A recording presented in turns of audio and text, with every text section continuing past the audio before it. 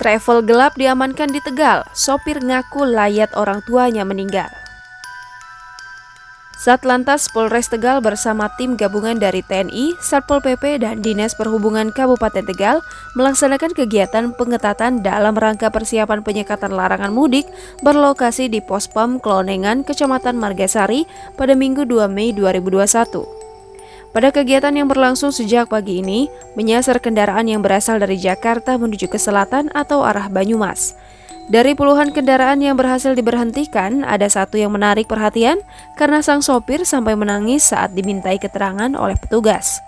Diketahui sopir yang mengendarai Toyota Avanza berwarna merah marun ini awalnya tidak mengakui bahwa ia membawa penumpang yang akan mudik pulang ke Bumi Jawa, Kabupaten Tegal. Ia mengaku akan takziah atau melayat karena orang tuanya meninggal dunia.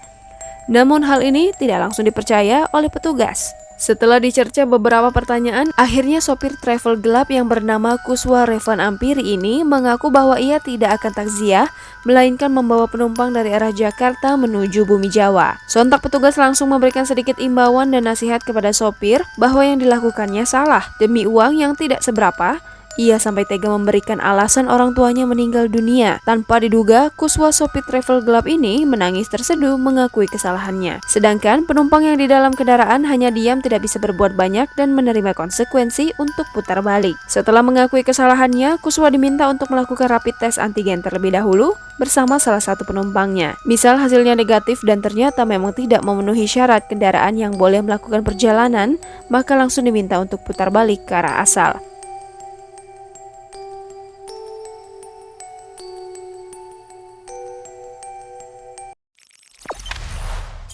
Jangan lupa subscribe, share, komen, dan like ya!